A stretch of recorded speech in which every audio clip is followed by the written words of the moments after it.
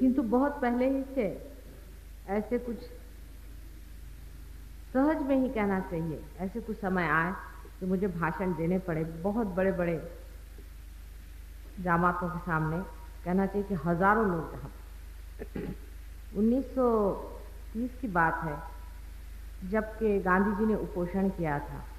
मेरे पिताजी भी बड़े अच्छे वक्ता थे, आप लोग उनके बारे में जानते होंगे, लेकिन उनको कुछ ज़रूरी काम से घर जाना पड़ा। सब लोगों ने कहा कि सालवे साहब आप भाषण नहीं दीजिएगा तो लोग सब भाग जाएंगे, काम कैसे बनेगा। कभी मैं तो जा रहा हूँ, मेरी लड़की जो है इसको धरोहर रख के जा रहा और मैं लौट के आऊँगा, उसके बाद भाषण दूंगा। लेकिन बहुत देर हो गई, वो लौटे नहीं। तो सब लोगों ने कहा कि भाई वो तो आए नहीं, अब ये इनकी लड़की को धरोहर रख गए, अब कैसे होगा, भाषण कौन देगा।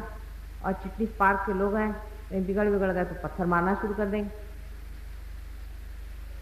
तो वहाँ एक साहब बैठे थे, उन्होंने कहा कि इन्हीं से कहिए भाषण दे, क्या भाषण देंगी। तो हमसे पूछा क्या भाषण देंगी, हमने कहा अच्छा हम देंगे। तो तब मेरी उम्र सिर्फ 7 साल की थी। उस वक्त के अगर कोई लोग हों तो उन्हें याद हो कि मैंने काफ़ी 15-20 मिनट तक काफ़ी अच्छा सा भाषण दिया था और गुड्डा गुड्डी की शादी बताई थी। आज सोचती हूँ बहुत सालों बाद अपने ही लोगों के बीच में, अपने भाई बहनों के बीच में एक नई बात लेकर के आना पड़ा है और बहुत कुछ पुरानी बातें भी याद आ रही हैं कि बचपन से ही जिस चीज़ को मैं बहुत अच्छे से जानती थी, उस बात को कहने का मौका ही मुझे नहीं मिला। उसकी वजह ये थी कि जो इंसान एक 10वीं मंजिल पे पैदा हो, जो कि 10वीं मंजिल की बात जानता है, वो पहले मंजिल वाले के साथ क्या बात है। वो अगर कोई बात भी कहे तो कोई यकीन नहीं करेगा। बहुत बचपन में मैं अपने माता पिता से, विशेषकर अपने पिता से बहुत कुछ इस पर बातें किया करती थी और धर्म पे बहुत चर्चा करती थी। लेकिन मैं देखती थी कि वे भी यही सोचते थे कि ये सब बातें किसी समझ में आएंगी नहीं। जैसे कि बड़े साहब जो अपने एडवोकेट यहाँ के हैं, ये मुझे बचपन में पढ़ाते भी थे, ये भी मुझे बहुत अच्छे से जानते हैं, और मेरे भाई बहन और यहाँ के बहुत से लोग जिनको कि मेरे पिताजी जानते थे। सभी लोगों से मैं ये देखती थी कि इन्हें मेरी बात समझ में आएगी नहीं, इसीलिए ये बात करना अभी उचित नहीं है। कम से कम पहले मंजिल से 5वीं मंजिल पे लोग पहुँच जाएं तो कुछ मेरी बात उनकी समझ में आई। एकदम से ही ऐसी बात कह दो जो कि लोग सोचेंगे कोई पागल आदमी बोल रहा है, इससे क्या फायदा। इसी तलाश में मैं थी कि मनुष्य जो है उसकी समस्या क्या है और वो किस तरह से हल होगी। बहुत बचपन से, आपको आश्चर्य होगा कि मुझे मेडिटेशन की मेरी बचपन से बड़ी आदत है। और माउंट रोड में भी जब हम लोग रहते थे तब भी यहाँ पर जो अभी मैंने सुना कि बड़ा अच्छा गार्डन बना दिया है, यहाँ एक माउंट मेरी का टेम्पल है, उसके पास जाकर घंटों में बैठ कर किसी विचार को लेकर सोचती थी कि मनुष्य में जो एक उलझन, एक समस्या है, एक ही समस्या है, बहुत साधारण। वो समस्या ऐसी है कि परमात्मा ने ये सारी सृष्टि, सारी एक लीला रचाई है, एक खेल है, एक जैसे नाटक हो रहा है और मनुष्य ये समझे बैठा है कि नाटक में बड़ा सीरियसली करना है, मुझे ही, मैं ही हूँ। जैसे समझ लीजिए कोई आदमी है, उससे कहा कि तुम शिवाजी बन जाओ और तुम शिवाजी का खेल खेलो, अब वो सोचने लग जाए कि मैं शिवाजी हो गया। तो इस पागलपन को कैसे हटाएगा? एक समस्या ही है, क्योंकि सब लोग सोचते हैं कि जो हम हैं सो ही हैं, इसके अलावा और कुछ हम हैं, ये बात कोई सोच भी नहीं सकता। जब वो सोच भी नहीं सकता है तो फिर उसको जानना कौन चाहे। सब लोग यही सोचते हैं कि जो खेल है यही सही बात है, और अगर बच्चों से आप पूछें तो बच्चे तो सारी सृष्टि को ही खेल समझते हैं। एक बच्चा था, हमारे घर में आता था, एक दिन मुझसे पूछता है, आंटी जी आप ये डॉक्टर डॉक्टर क्यों खेल रही हैं? वो सोचते ये भी एक खेल है कि भाषण होता है, लोग आते हैं, बैठते हैं, फिर सब सत्य। वास्तविक ये सत्य है, बच्चे सत्य जानते हैं, लेकिन हम लोग असत्य को सत्य माने जाते। जैसे कि हम ये सोचे अब हम नागपुर में पैदा हो, हम नागपुर वाले हो गए, फिर हम हिंदुस्तान में पैदा हो, हिंदुस्तान वाले हो गए, फिर हम ईसाई धर्म में पैदा हो, ईसाई धर्म वाले हो गए। लेकिन अगर एक छोटे बच्चे से आप पूछे कि बेटे तुम कौन हो, तुम जापानी हो कि अमेरिकन हो, तो हैरान हो जाएगा। उसे फिर तुम मुसलमान हो कि हिंदू, तो और भी हैरान हो जाएगा। उससे अगर पूछो बेटे तुम कौन हो, तो ज़्यादा से ज़्यादा वो इतना ही कहेगा कि माँ मैं तुम्हारा बेटा हूँ और कौन हूँ, तुम भूल गई क्या मुझे। वास्तविकता में हम जो असलियत में मनुष्य हैं, ये सत्य को भुला करके और जो असत्य है उसे हम माने। जब अंग्रेजों ने भी यहाँ राज्य किया तो वो भी एक बड़े भारी असत्य पे थे कि हम अंग्रेज हैं, ये हिंदुस्तान है। वो भूल गए थे कि हम भी इंसान हैं, ये भी इंसान है। और ये बड़ा भारी सत्य, ये सत्य ऐसा है कि जैसे ये एक उंगली है वैसे ही ये भी दूसरी उंगली, ये भी तीसरी, चौथी, पांचवी, सब उंगलियां एक ही हाथ थी, लेकिन ये हाथ भी एक ही शरीर है। हम सब एक ही चीज में बंधे हुए हैं, ये महान सत्य और सही बात है। लेकिन अगर ये उंगली सोचे कि मैं अलग हूं और ये उंगली इसको दबाना चाहे, ये उंगली इसको काटना चाहे, मेरे दांत जो है मेरे पाँव को काटने लग गए, वैसी ही चीज मैं देखती थी संसार में। मुझे समझ में नहीं आता था कि लोगों से कैसे बताएं कि भाई तुम सब एक हो। इसलिए जरूरी था कि सबको ये तो महसूस हो कि इसका दर्द इसको भी लगे और इसका दर्द इसे भी लगे। तो ये क्या करना चाहिए, क्योंकि मुझे तो ये होता था, मैं जानती थी। अभी जो बारिश साहब ने कहा वो बात सही है कि जब ये बम्बई आए तो मुझसे इन्होंने कहा था, रेफरेंस उन्होंने बताया नहीं, इन्होंने मुझसे कहा कि तुम इतना तुम्हें भाषण का ये है और इतनी तुम डायनामिक हो, सब कुछ है, तो तुमको तो चाहिए कि पॉलिटिकल फील्ड में आए, तुम्हारे जैसे पॉलिटिकल फील्ड में आए। मैंने कहा भाई मुझे माफ़ करो, मेरे बस का ये रोग नहीं। जब बहुत कुछ ये करने लगे कि मेरे दिमाग में ऐसी बातें आ रही हैं, मेरे दिमाग में ये बात आ रही कि तुम्हारे साथ तो तुम ये हो सकता है, पॉलिटिकली तुम ये कार्य कर सकती हो, तुम्हारे जैसी निष्ठुर स्त्री मिल नहीं सकती। तो मैंने कहा कि मेरे तो दिमाग में एक प्रकाश का गोला घूम रहा है। ये मैंने इनको जवाब दिया था, क्योंकि वजह ये है कि वो तो घूम रहा था बहुत दिनों से ही, लेकिन उसे मैं कैसे लोगों को समझाऊं कि ये चीज़ क्या है, जो कुछ भी मैं देख रही हूँ वो चीज़ क्या है, ये बड़ा भारी मेरे सामने था। इसीलिए मैंने थोड़ा मेडिकल की भी स्टडीज़ की कि समझ लें कि इसे इंसान क्या कहता है, इस चीज़ का क्या नाम है, उस पर मैं कल आपको बताने वाली हूँ। लेकिन यही खोजते खोजते मैं बहुत साधुओं के पास गई। किसी ने कहा तुम मेरी शिष्या हो जाओ, किसी ने कहा कुछ हो जाओ। मैंने कहा अच्छा ठीक है। हरिद्वार में भी मैं एक साधु जी थे, उनके पास बहुत दिन रही, फिर और भी बहुत सारे साधुओं के पास। धीरे धीरे मुझे ये पता हो कि सब 420 लोग, इनको कुछ भी नहीं मालूम है भगवान के बारे में, ये कुछ भी अपने बारे में नहीं जानते, कुंडलिनी के बारे में कुछ नहीं जानते हैं, सब पैसा ऐसे मतलब है इनको, या तो औरतों के चक्कर, सब बेकार के लोग हैं, इनमें कोई पवित्रता नहीं है, सब झूठे। मुझे तो सच्चा साधु बहुत ही विरला लगता है, बहुत ही विरला है, और जो है भी कोई एक आध दो सच्चा साधु है भी तो वो जंगलों में रहते। इसलिए मुझे बड़ी निराशा है कि धर्म के नाम पे जितना लोग झूठ करते हैं, मेरे ख्याल से और किसी भी चीज़ में, किसी भी धंधे में नहीं करते, लेकिन धर्म का जो धंधा बना के रखा है, पैसा कमाने का धंधा बना के रखा है, इससे बढ़ के घृणित बात तो कोई हो नहीं सकती। इसीलिए आपने ये भी सुना होगा कि ईसा मसीह ने, जो कि इतने शांति के पुजारी थे, उन्होंने भी एक बार हंटर लेकर के जो लोग मंदिर में दुकानें लगाकर बैठे थे उनको मारना सीखा। अपने यहाँ तो मंदिरों में दुकानें लगाकर जो बैठते हैं उनको तो कोई मारता सीखता है नहीं, लेकिन जो मंदिर की दुकान बनाए बैठते हैं, जो भगवान को वो रास्ते में बेच रहे हैं, और करोड़ों रुपया जिन्होंने इकट्ठा कर लिया है, करोड़ों रुपए का जिन्होंने फॉरेन एक्सचेंज कमाया, सबको बेवकूफ़ बना करके, और भूत विद्या, श्मशान विद्या, प्रेत विद्या आदि से उनको पागल बना करके और उनको लूट रहे हैं, इससे बढ़ के अधर्म और पाप संसार में कोई है। ये पाप की गठरी उनके सर से तो उतर ही नहीं सकती, क्योंकि वो सिर्फ आपका पैसा ही नहीं नोचते।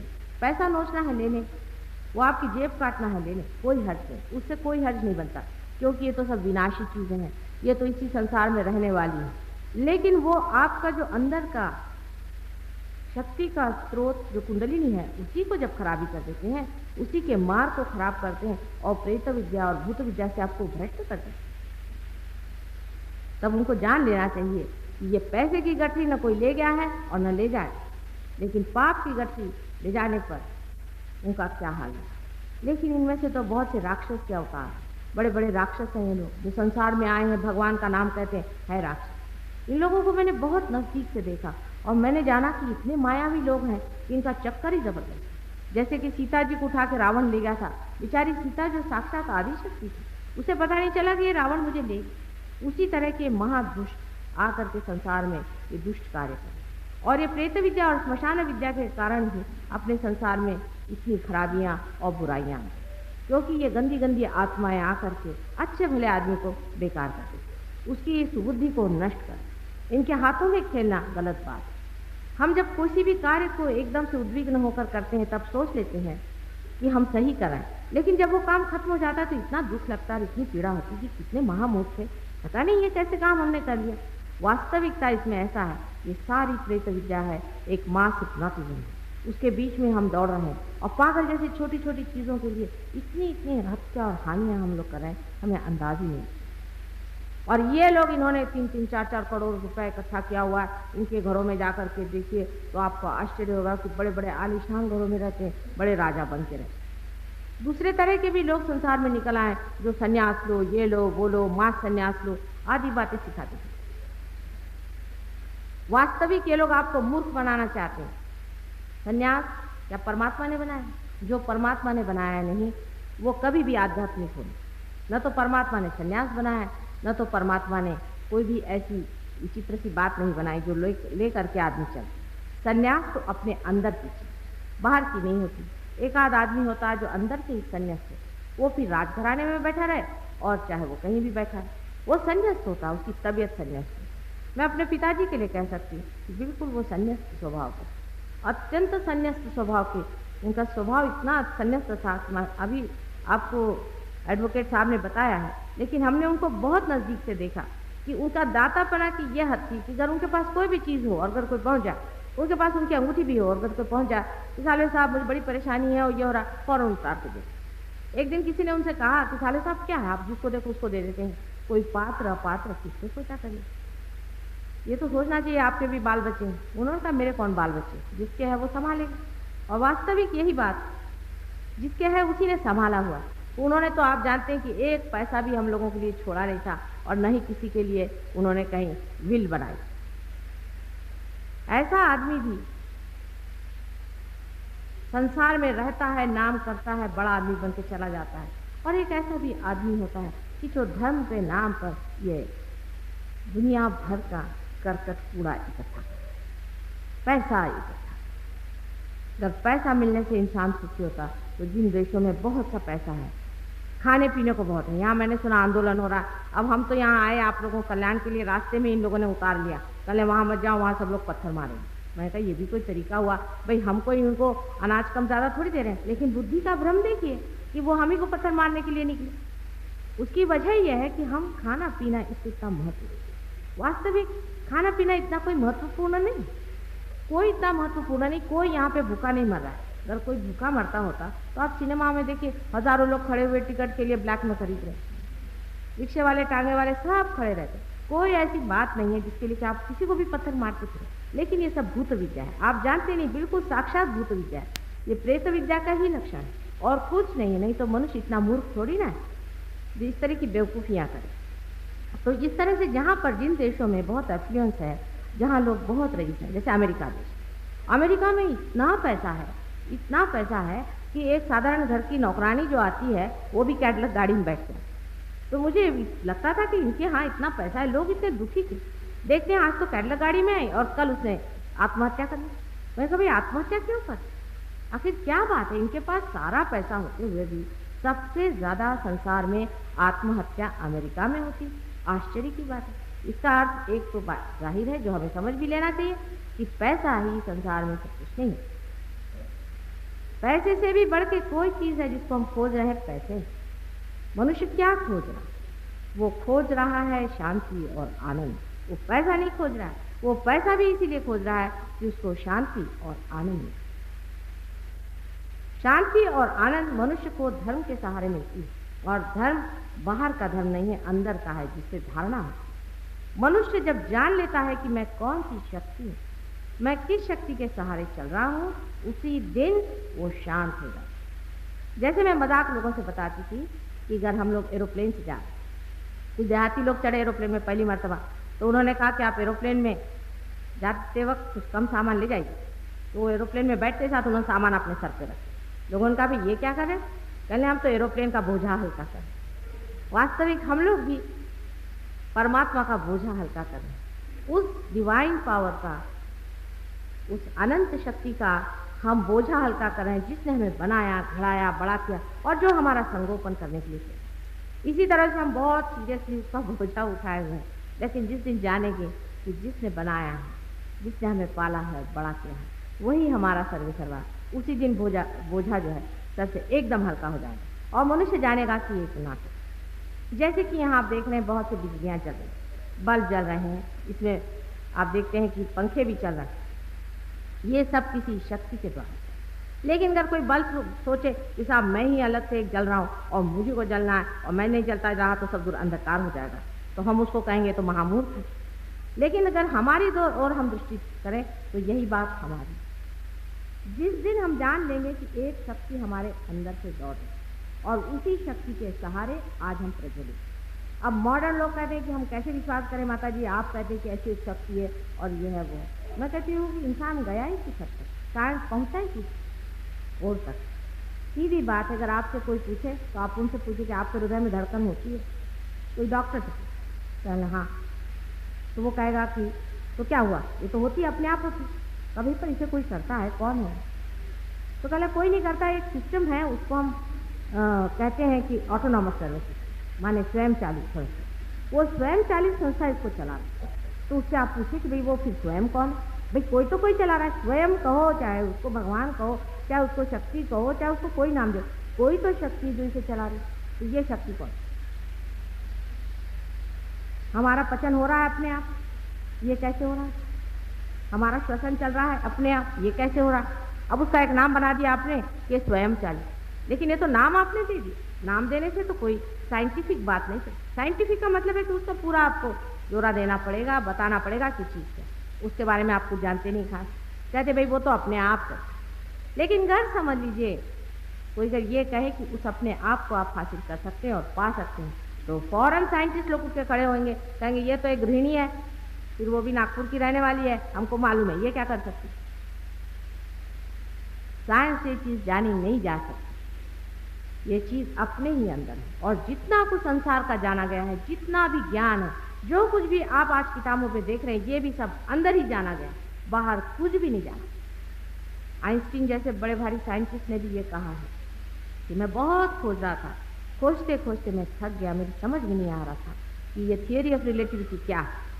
उसके बाद पहले थक करके मैंने कहा चूल्हे में गया, सब कुछ लेबॉर्ट्री छोड़ करके मैं अपने बाग में गया और ये साबुन के फेस से, उसके सोप बबल से मैं खेलता पड़ा।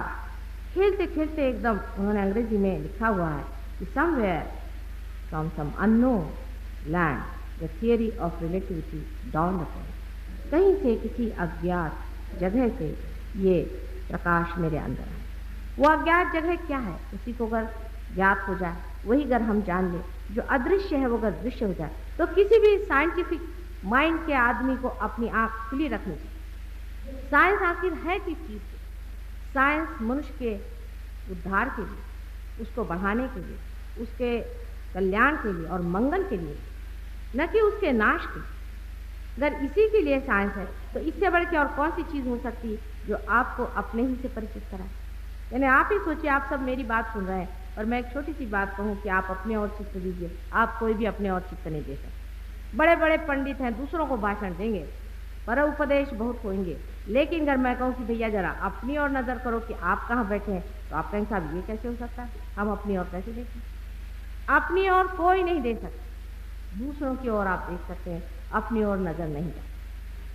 और अपनी ओर नज़र ले जाना ही सहज है, अपनी ओर देखना ही सहज योग है। जैसे ही हम अपने को जान लेते हैं तो उस सूत्र को जान लेते हैं जिस सूत्र से सारी सृष्टि बनी। जैसे कि एक माला के अंदर में छोटे छोटे मणि होते हैं, ऐसे ही आप सब छोटे छोटे मणि हैं और आपका चित्त, आपका ध्यान, क्योंकि इन मणियों में अलग अलग है इसलिए आप सोचते हैं कि आप अलग अलग हैं। जिस वक्त आपका चित्त और ध्यान उस सूत्र पे चला जाएगा जो सबके अंदर से दौड़ रहा है, आप दूसरों के सूत्र को भी जानते हैं। यही सहज योग में होता है। सहज, सहज का अर्थ है सह माने विद, जो मीन्स बॉर्न। आपके साथ ही जो पैदा हुआ योग है, माने उस शक्ति से मिलने का जो साधन है, वो आप ही के साथ पैदा हुआ, आप ही के अंदर वो सहज में पड़ा है। उसके लिए आपको कुछ करना नहीं होगा। इसके लिए कुछ करने की क्या बात है? कोई सी भी जीवंत काम करने के लिए आप क्या कर सकते हैं? समझ लीजिए एक बीज है, उसको आप चाहते कि उसमें से पेड़ निकले, तो आप क्या सर के बल खड़े होते हैं कि संन्यास लेते हैं, कि उसको संन्यास दिलवाते हैं, कि कोई ऐसे मनुष्य के कार्य करते हैं जिससे वो बीज निकलेगा? कुछ भी नहीं कर सकता। मनुष्य कर ही क्या सकता है? सारा मरा हुआ काम कर। अगर पेड़ मर जाए तो उसे उन्होंने एक टेबल बना दिया, उसमें वो कितना बड़ा काम कर। एक भी जीवंत कार्य अगर मनुष्य कर सके तो हम माने कि भाई वो भी कोई कार्य करते, लेकिन हम ये करते हैं, हम वो करते हैं। अब ये मिट्टी थी, उसे उन्होंने हॉल बना दिया, बहुत बड़ी बात कर। तो ये तो सब मरा हुआ कार्य, इसमें जीवंतता क्या हुई? मनुष्य का बनाया हुआ कार्य अपने आप बढ़ नहीं सकता। परमात्मा का जो निसर्ग का कार्य है, नेचर का जो कार्य है, वो अपने आप ही घटित होता है। बीज अपने ही आप फलित होता है, उसको कुछ करने से कभी भी कुछ नहीं होने वाला। इसीलिए हम कुछ कर ही नहीं सकते, ये अपने ही आप अंदर होता है। लेकिन मनुष्य के लिए सबसे बड़ा कठिन काम है कि वो कुछ भी न करे। इसलिए मनुष्य के लिए सबसे बड़ी शिक्षा हो जाती है कि उसको जेल में बंद करो। आखिर जेल में मुझे बंद कर दीजिएगा तो मेरे लिए वरदान हो जाएगा, और आप लोगों को बंद करेंगे तो आपके लिए जेल हो जाएगी, क्योंकि वहां तो करने का क्या है, वहां तो बैठे बैठे ही मजा आ रहा है। हम लोग अपने ही से भागे चले जा रहे हैं। हम तो अपने साथ 1 मिनट नहीं बैठ पाते। 10 मिनट भी अपने साथ बैठना हो तो भाई मैं तो बोर हो गया, चलो सिनेमा जाए, भाई बोर हो गया, चलो उससे जाके मिले। 5 मिनट भी अगर इंसान से कहो कि तुम शांति से अपने साथ बैठो, इंसान नहीं बैठ। लेकिन हम जो कुछ भी अंदर है इतने परम और सुंदर हैं और इतने अच्छे हैं। हमारा जो अंतरतम है इतना खूबसूरत है, इतना गौरवशाली और प्रभावशाली है कि उसके दर्शन मात्र में ही मनुष्य एकदम से सब कुछ भूल सकता है। लेकिन उसको जब जाना नहीं गया, अपने ही अंदर कस्तूरी छिपी हुई है और कस्तूरी मृग संसार में खोज रहा है और ढूंढ। धर्म के मामले में भी यही बात, जैसे कि अब नानक साहब ने कहा है कि काहे रे बन खोज न जाई, सदा निवासी सदा अलेपा तोहे संग समान। पुष्प मध्य जो बास बसत है, मुकुर माही बस छाई, तैसे ही हरि बसई निरंतर घट ही खोजो भाई। बार बार कह गए घट ही खोजो, घट ही खोजो। अब वो सब लोग बैठ करके रट रहे हैं गाना, घट ही खोजो। ये तो वो प्रिस्क्रिप्शन देगा कि ये दवा लो, हम तो प्रिस्क्रिप्शन ही रटे ले रहे हैं। धर्म भी एक प्रिस्क्रिप्शन है जिसको हम रटे ले रहे हैं। करना कोई जानता है, और करना क्या होता है। धर्म के मामले में जो कुछ भी करना है वो वैसा ही है कि इसका तो कनेक्शन लगाने और मैं भाषण दिए जा रही हूँ, आपको सुनाई देगा। टेलीफोन का कनेक्शन लगाने और मैं डायलिंग कर ही दे रही हूँ, टेलीफोन खराब जाएगा, किसी को सुनाई नहीं दे। आपका पहले कनेक्शन लगना चाहिए, आपका उस अनंत की शक्ति से ही कनेक्शन लगाने का जो परमात्मा का नेचर का जो उपाय है वही सहज योग है। उन्होंने ही ये बना रखा है, उसी को मनुष्य को पाना है। जिस दिन ये मनुष्य समझ ले कि यही एक पाना, इसीलिए परमात्मा ने हमें मनुष्य दिया। उसने आपको मनुष्य इसलिए बनाया है कि आप अपना इंस्ट्रूमेंट, अपना साधन पूरी तरह से बनाएं। आपके अंदर में एक कोई विशेष ऐसी प्रणाली बनाई हुई है जिसके कारण आपके अंदर ईगो और सुपर ईगो नाम की 2 चीजें सर में, आपके मगज में बनती है, जिसके कारण आप उस शक्ति से छूटकर अलग अलग हो जाते हैं। आपके अलग अलग बैटरी चलेंगे। आप जब अलग बैटरी में आप आ जाते हैं तो आप अपना जो साधन है उसको खुद ही इधर जाते हैं उधर जाते हैं, मुझे ये करने का, मुझे वो करने का खोजते। पहले आप पैसे में खोजते, फिर आप सत्ता में खोजते। इस जन्म में एक आदमी के पास खूब पैसा होगा तो अगले जन्म में वो आकर के कहेगा भाई पैसा ऐसा नहीं चाहिए, मुझे कहीं का मिनिस्टर बना। फिर वो सत्ता में नहीं मिला तो कहता धर्म में खोज। लेकिन सारी ही खोज वो बाहर से करता। जिस वक्त वो सारी खोजों से हार जाता, बुद्ध भी जब सब तरह से हार गए और हार करके लेट गए कि नहीं, इसमें नहीं मिलने वाला, इसमें वो चीज़ नहीं मिली मुझे जिसको मैं खोज रहा था। जिस वक्त वो हार गए उसी वक्त उन पर कृपा हुई और वो इसे पा। उन्हें भी सहज योग से ही मिला था, और संसार के जितने भी बड़े बड़े गुरु हैं सब ने सहज योग से पाया, सब ने ही सहज ही योग से पाया था। और किसी भी योग से आप परमात्मा को पाने। अपने देश के सबसे बड़े पुत्र को मैं मानती हूँ, आदि शंकराचार्य को मानती हूँ, अपने देश में बहुत बड़ा। हालांकि हिंदू धर्म की बड़ी दुर्दशा है और हिंदू धर्म को हम लोगों ने समझा ही नहीं कि क्या चीज़ है। आदि शंकराचार्य ने साफ साफ कहा है कि न योग है, न सांख्य, न इन किसी चीज़ों से भी परमात्मा को नहीं पाया जाता है। और उन्होंने ये भी कहा कि संसार में 3 तरह के आदमी हैं। एक तो होते हैं जो कि भक्ति में ही खोजते हैं परमात्मा, भक्ति कर रहे हैं, उनके बुद्धि नहीं होती, उनको समझ में नहीं आता है कि अभी कनेक्शन लगा नहीं, परमात्मा से बात कैसे करें। पागल जैसे रात दिन चिल्लाते रहते, चीखते रहते, पागल होकर मर जाते। लेकिन वो वहीं खत्म हो जाता तो भी मुझे हर्ज नहीं था। कभी कभी इस पागल में मनुष्य परलोक से संबंधित हो जाता है और उनके अंदर भूत विद्या वगैरह आ जाती हो सकता है। दूसरा आदमी होता है जो कि बुद्धि का बड़ा तीक्ष्ण होता है, बुद्धि बहुत ज़्यादा है, लेकिन उसका मन अस्थिर होता है, इधर उधर दौड़ता है, इधर की तरफ दौड़, उधर की तरफ दौड़। तो ऐसा आदमी सोचता है कि चलो योग वगैरह करें, योग साधना से अपने मन को हम कंट्रोल करें। ये भी बड़ी गलत बात है। मन को कंट्रोल करने से आप वहां पहुंच नहीं सकते। तो वो आदमी मनों को कंट्रोल करता है, कंट्रोल करने से सोचता पहुंच जाएगा। तो ऐसा अनुशासित मन, ऐसा मन परमात्मा की ओर नहीं ले जा सकता। जिसमें ब्रेक लगा है वो गाड़ी वहां नहीं पहुंचा। इसका मतलब ये भी नहीं समझना चाहिए कि जो आदमी इंटेलिजेंस करता है या बड़ा ही भोगी है वो तो कभी भी परमात्मा के पास नहीं पहुंचता। लेकिन जो आदमी ये सब छोड़ करके सोचता भी है कि हमें वो पाना है और वो धर्म के नाम पे भी अपने को ज्यादा अनुशासित करता है, वो भी नहीं करता। असल में हमें सिर्फ होना, सिर्फ हमें होना। जैसे कि अभी वो हरे रामा वाले मेरे पास है, चले माता जी आपके घर में तो सारी लग्जरी है भी, मेरे पति भी वही अच्छी पोजीशन में है, तो घर में भी सब कुछ है ही, परमात्मा की ऐसी ही कुछ व्यवस्था है, तो हम वहाँ रह रहे हैं। तो आप कैसे कह रहे हैं कि भगवान की ऐसी ऐसी स्थिति होती है? तो मैंने कहा क्या भाई तुम्हारा मतलब है कि इन चीज़ों से मुझ में कुछ फर्क आता है? मैंने कहा जब किसी ने कोई चीज़ को पकड़ा ही नहीं उसको छोड़ेगा। मैंने तो ये छोड़ दिया, मैंने तो वो छोड़ दिया, मैंने तो संन्यास ले लिया, ये तो मैंने कहा तुम एडवर्टीजमेंट लगा रहे। छोड़ना और पकड़ना तो तब होता है जब मनुष्य जानता है कि किसी को आप पकड़ सकते हैं और छोड़ सकते हैं। पर अगर मनुष्य यही जानता है कि न तो कोई पकड़ा जाता है न छूटता है, तो फिर संन्यास भी क्या और गृहस्थी क्या? आप सिर्फ खड़े हैं। अब ये पेड़ देखिए खड़े हुए हैं, ये कोई सन्यासी है कि गृहस्थी है? आप भी सिर्फ हैं। जिस दिन आप सो जाएंगे, आप सिर्फ आप हो जाएंगे, सिर्फ दृष्टा हो जाएंगे, साक्षी हो जाएंगे, विटनेस हो जाएंगे, तब बाहर की चीज़ों का अर्थ इतना ही होगा कि नाटक हो रहा है, देखा कर।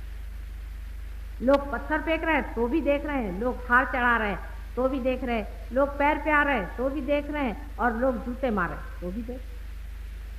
दोनों ही चीज़ देखने की है, सारे नाटक है। जैसे ईसा मसीह के लिए देखिए कि वो सूली पे चढ़ गए, सब लोग रोते हैं सूली पे चढ़ गए, सूली पे चढ़ गए। उनके लिए वो नाटक था, उनको क्या?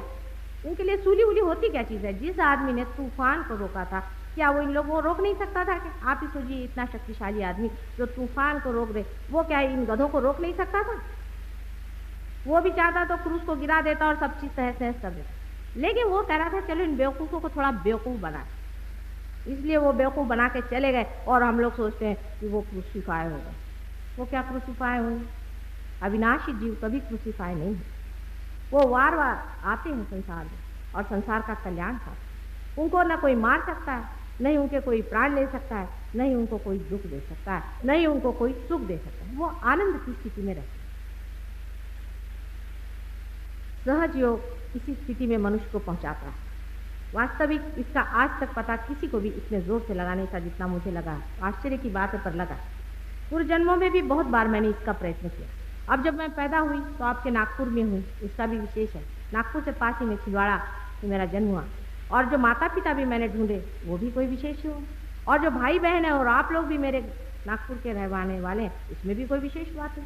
और जो आज आप लोग यहाँ पहुँचे इसमें भी कोई विशेष बात होगी।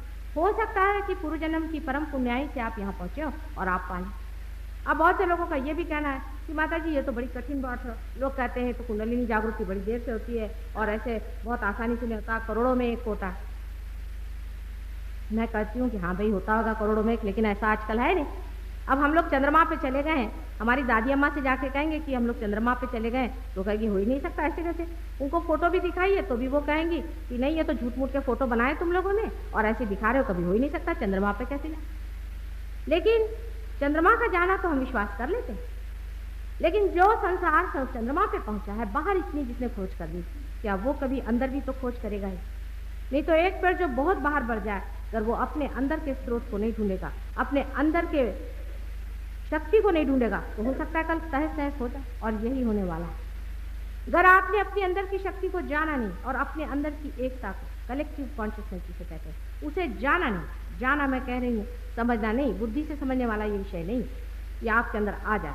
अभी हमारे साथ बम्बई से कुछ लोग आए हैं जो कि पार हो गए, वो अपने उंगली के इशारे पे बता देंगे कि आपकी कहाँ शिकायत है, आपको क्या पता। वो महसूस कर आपके अंदर के वाइब्रेशन, सारा मनुष्य के अंदर से, हर एक आदमी के अंदर से अलग अलग तरह के वाइब्रेशन आते, उससे वो बता सकते हैं बराबर कि इस आदमी में कौन सा दोष है। कि शारीरिक हो सकता है, मानसिक हो सकता है, बौद्धिक हो सकता है, हर तरह का दोष हो सकता है, पूर्व जन्म का हो सकता है, परंपरागत हो सकता है। इस तरह के सारे ही दोषों को आप अपनी उंगली के इशारे पे समझ सकते हैं। और वो जैसे ही कुंडलिनी जो हमारे अंदर बैठी हुई है, जिसके बारे में कल आपको बताऊंगी, वो जैसे ही ऊपर उठना शुरू हो जाती तो वो नज़ारा दिखा देती कि मनुष्य है क्या। और सिर्फ उंगलियों के इशारे पे ये लोग समझ लेते हैं कि ये बात है।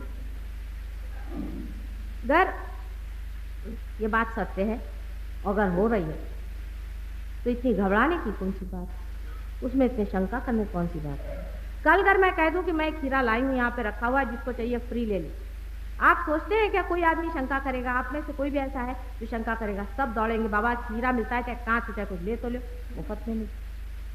अगर मैं कहूँ कि ये चीज़ मुफ्त में ही आनंद मिलने वाली है तो अमेरिका में लोगों को बड़ा आश्चर्य हुआ। वो कहने लगे साहब वो फलाने महेश योगी आए थे, वो तो $277 लेते हैं, फलाने आए थे $377 लेते हैं, आप भी कितने 77 लीजिए अपने काम के लिए। मुझे बड़ा आश्चर्य हुआ। मैंने कहा भाई देखो, मेरी बात जहाँ तक है तो मुझे इसको समझ में नहीं आता, पर तुम इसके दाम लगा, तुम इसका प्राइस लगाओ, जो भी तुम इसका प्राइस दे सकते हो। चीज़ संसार की कोई सी भी चीज़ अगर इस अविनाशी को खरीद सके, मुझे चाहिए। अविनाशी चीज़ के पाँव की धूल के बराबर भी अगर कोई संसार की चीज़ हो तो मनुष्य उसको कहे कि उसे छोड़ना है या उसे लेना, इसे आप खरीद नहीं सकते। अगर आप भगवान को बाजार में खरीद सकते तो वो भगवान कहाँ से होगा? यहाँ तो सारे साधु लोग भगवान को जो बाजार में बेच रहे हैं, उस वक्त हमें दिमाग लगाना चाहिए कि ये चीज़ क्या कर रहे हैं। अभी एक साहब मुझसे आकर बता ले, मुझे एक बाबा जी ने अंगूठी, तो मैंने कहा कि तुमने क्यों ली भाई, तुम्हारे पास तो लाखों अंगूठियाँ और वो अगर ऐसे बड़े भारी दाता हैं तो वो हमारे देश का इकोनॉमिक प्रॉब्लम सॉल्व कर दे, सबको खाना पीना दे दे, अंगूठियाँ दे दे, घड़ियाँ दे दे, बड़ा मौज हो। लेकिन वो तो रईसों को ही देते हैं, गरीबों को किसी को देते ही नहीं। बात क्या? और फिर ये भी सोचना चाहिए 2 मिनट में कि आखिर परमात्मा को इसमें क्या इंटरेस्ट है कि आपकी अंगूठी दे, और कोई उनको धंधा नहीं है, आपको अंगूठी देंगे, चूड़ियाँ देंगे। वो तो आपको कुछ देना हो तो परम ही की चीज़ देंगे ना। जो आपको परम देता है वही गुरु है, और बाकी जितने हैं सब चोर हैं, या आप समझिए। सहज योग के बारे में इतनी विक्षिप्त बातें मैंने देखी संसार में कि मैंने मनुष्य की मूर्खता तो मुझे कभी कभी हंसी आई कि या तो इसमें मुझे पैसा लेना चाहिए, या तो इसमें कोई द्राविड़ी प्राणायाम करना चाहिए, या तो लोगों को मुझे नचाना चाहिए, या उनको किसी आफत में डालना चाहिए। नहीं तो कैसे हो सकता है? अभी अगर होता है तो ले लो। मैं तो कभी कभी बिल्कुल साधारण तरह से लोगों से कहती हूँ कि मैं तुम्हारी माँ हूँ और मैंने खाना बना लिया, जैसा बनाया तुमसे क्या मतलब? तुम्हें अगर भूख है तो चट से बैठो और खा। मैं अभी सिंगापुर में गई थी, तो वहाँ मलेशिया का एक बड़ा मशहूर इंटरनेशनल डॉक्टर लियांग करके आदमी है, बहुत बड़ा आदमी है वो। तो वो उनको पता हुआ कि मैं आई तो भागे भागे चले, वो एयरपोर्ट से सीधे सीधे घर पे आए, मैं तब खाना खा ली, और बाहर आकर कहता है कि माँ मैं मुझे भूख लगी है, चलो दो मुझे खाने को। मैं कहा अच्छा तुम आए हो? मैंने हाथ वाथ धोया, तो हमारी होस्टेस भी नाराज़ हुई कि भाई खाना तो खा लो। मैंने कहा नहीं, अब मेरा बेटा भूखा है, मुझे जाना। हालांकि वो मुझसे कम से कम खुश नहीं तो 15-20 साल बड़े होंगे, लेकिन आज सीखने थे। वो बैठ गए, 1 मिनट में वो पार हो गए, 1 मिनट के उन्होंने पा लिया, और पाते ही साथ बहुत काम किया है उन्होंने। और वो कहते हैं कि यही एक तरीका है जिससे परमेश्वर को आप पा। लेकिन वो आर्ट थे इसलिए वो बैठ गए, नहीं तो सबको कहना पड़ता है बाबा ये बात है वो बात है, कन्विंस करना पड़ता है। जिसको इच्छा होगी वो पट से पा, असलियत को पा लेना। लेकिन चीज़ असली होना चाहिए। इसलिए मैं कहती मेरे पैर पे आने की अभी कोई ज़रूरत, किसी के भी पैर पे इंसान को अपने खुददारी में भी नहीं जाना। इसीलिए मोहम्मद साहब ने मना किया था कि किसी के पैर पर मत, किसी पे जाने की ज़रूरत है। हाँ, लेकिन जब आप पार हो जाएं, जब आप थोड़ा बहुत पा लें, तब आपको पता होगा कि इन्हीं पैरों से ये वाइब्रेशन बहुत ज़रूरी है, और पैर पे आए बगैर वो चीज़ कंप्लीट होती भी नहीं। ये सही बात है, तब ठीक। नहीं तो कोई ज़रूरत है मेरे पैर पे आने के, दर्शन होगा अपने आप। दर्शन का तो ऐसा कुछ बीमारी है, माता जी के दर्शन करें। अभी दर्शन में क्या रखा है? कुछ लेके जाओ असली चीज़। हम असली देने बैठे हैं, असली लेने वाले नहीं। कम से कम इस शहर में जहाँ की बहुत से साल मैंने गुजारे हैं, और बहुत से यहाँ के 42 के मूवमेंट में भी बहुत ज़ोरों से यहाँ पर काम किया था। तो मेरी उम्र बहुत छोटी थी, लेकिन तब भी मुझे कभी भी डर नहीं लगा। पुलिस वालों ने मुझे बड़ा परेशान किया था, आप जानते हैं, मेरे भाई वगैरह बताएंगे। मुझे इलेक्ट्रिक शॉक्स भी दिए थे और आइस पे भी थोड़ा रखा था, लेकिन मुझे कभी डर नहीं लगता था। मेरे घर वाले सब बहुत डरते थे, लेकिन मुझे कभी डर नहीं लगता था। मैंने कहा ठीक है, चलने दो, सब खेल ही है। लेकिन इतने दिनों से मेरी इच्छा थी बड़ी कि एक बार जो अपनी जन्मभूमि है वहाँ पर ये चीज़ ज़रूर पहुँचानी चाहिए। लेकिन एक ऐसा कहावत है मराठी में कि जिथे पिकतो तिथे विकत नहीं, जहाँ होता है वहाँ लोग उसकी कदर नहीं करते। इसलिए मैंने सोचा था थोड़े दिन और बीतने दीजिए, शायद हो कि नागपुर वालों को जब समझेगा कि बड़ा भारी कार्य इसी जगह से ये बड़ा भारी कार्य होने वाला। नागपुर का स्थान बहुत ऊँचा है हमारी दृष्टि से, तो सारे विश्व की जो नाभि है वो नागपुर है। तो आप समझ लीजिए कि नागपुर वालों को कितना ज़्यादा संभल के रहना और कितने कायदे से रहना चाहिए और कितनी सूक्ष्मता से विचार करना चाहिए। ऐसे तो नागपुर वालों से सारी दुनिया घबराती है। आपको मैं एक बार लता मंगेशकर के पास गई थी, मैंने उनसे कहा कि भाई तुम चलो वहाँ पे प्रोग्राम होने वाला है। उसने कहा मैं किसी को जाने भी नहीं दूँगी। एक बार गई थी, मुझे सबने जूते मारे। फिर दूसरे साहब के पास ऐसे हुआ तो ये प्रसिद्धि। अब मैंने कहा मैं तो मेरे मैके जा रहे हूँ, मुझे आधे रास्ते में बडनेरा में इन लोगों ने उतार लिया और इधर चोरी से ले आए, जहाँ से रुक्मिणी हरण हुआ था वहीं से मेरा जैसा हरण करके यहाँ ले आए कि भैया उधर मत जाना, तुम्हें सब लोग पत्थर मारे। जो सारे विश्व की नाभि, जहाँ से सारी सृष्टि की पालन की शक्ति है, नाभि पर, हमारे नाभि पर विष्णु जी का स्थान है जो पालन करते हैं। जहाँ विष्णु जी बैठे हैं वहाँ इतने महामूर्खता अगर बचे उसे क्या कहा। लेकिन ये तभी तक है जब तक आप अपने स्थान को जानते हैं। जैसे कहा था भिखारी का बच्चा है, वो घूम रहा है, वो भीख मांगा, लेकिन जिस दिन उसको पता हो जाए कि वो राजा का बेटा था तब थोड़ी ना वो भीख मांगे। यही बात नागपुर वालों का विशेष एक भाग। पहले तो यह कि इस देश में जो कि एक योग भूमि, बाकी भोग भूमियाँ, हम मूर्ख जैसे भोग भूमियों के पीछे दौड़ रहे हैं। ये योग भूमि, इस योग भूमि के एक एक कण कण में इतने वाइब्रेशन से, आपके नागपुर में पाँव रखने से पहले ही हमारे साथ जो लोग थे पहले, माता जी क्या वाइब्रेशन है नागपुर, सब लोग कह रहे थे क्या वाइब्रेशन, और आप लोग अछूते हैं उस हवा से, आप बेखबर ही हैं जो हवा यहाँ पर फैली है। और इस जगह में जो कि सारे देश की नाभि है, एक तो भारत वर्ष ही शरीर है, देह है सारे सृष्टि। नरदेह जो है वो भारतवर्ष है और उसके अंदर की जो नाभि चक्र है जो कि सबसे पहले पालनकर्ता के रूप में स्थापित की गई थी, वो जब नागपुर है तब नागपुर का स्थान कितना ऊंचा है आपका, और आपका स्थान कितना ऊंचा है आज हो सकता है तो आप लोग पा लीजिए। और सबसे बड़ी चीज़ है पहले पा लेना, पैर वैर पे मत आइए, कुछ ना कुछ आज आप पा लीजिए। और थोड़ा टाइम लगेगा, मैं बैठने को तैयार है, आप भी बैठने को तैयार है, आराम से बैठिए, इसको पा लीजिए। इसको पाने के बाद आपको कैंसर की बीमारी नहीं, कैंसर की बीमारी सिर्फ सहज योग से ठीक होगी। मैं आज कह रही हूँ और 10 साल बाद अमेरिका से ये बात आएगी, तब आप लोग सोचेंगे अरे वो तो कह रही। सहज योग की बीमारी लगा लीजिए तो सारी बीमारियां छूट जाती। सहज योग से सारे ही रोग दूर हो जाएंगे।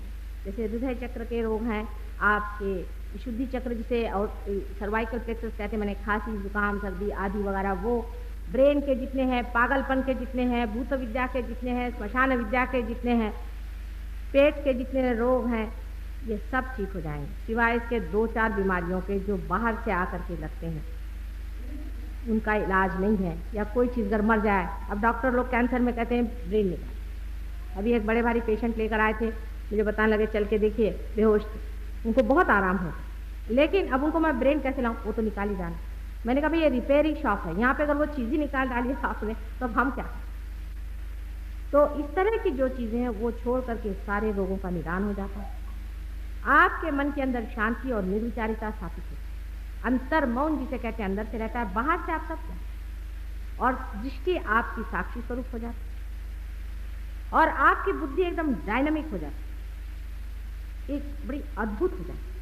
इतना आकलन आप में बढ़ जाता है कि आप स्वयं ही ज्ञान हो। ज्ञान में जैसे समझ लीजिए एक आर्टिस्ट हमारे यहाँ आर्टिस्ट है, बहुत साधारण आर्टिस्ट बेचारे, आज उसके बड़े बड़े पेंटिंग लग रहे हैं, एक म्यूजिशियन से बड़े साधारण, वो पार हो गए आजकल कनाडा में, यहाँ वहाँ गा रहे हैं। माने जो जिसको कि लोग कहते हैं इसमें भौतिक क्या फायदा होता, तो भौतिक ही फायदा, और क्या फायदा। भौतिकता भी कहाँ से आई है और सारी ये शक्तियाँ भी कहाँ से आई हैं, जो हम सोचते हैं विचार करते हैं ये भी कहाँ से है, वो सब का जो स्रोत है उसकी जो गंगा है उसी में आपको नहलाना है।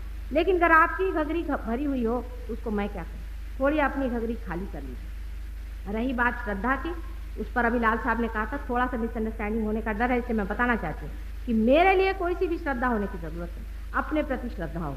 मेरे लिए श्रद्धा की बात नहीं है, सिर्फ अपने प्रति श्रद्धा हो, अपने से झगड़ा न करे, अपने को गालियाँ न दे बैठ करके कि मैंने ये क्यों किया, मैंने वो क्यों किया।